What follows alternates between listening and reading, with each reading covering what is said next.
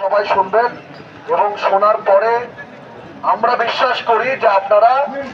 আশ্বস্ত হবেন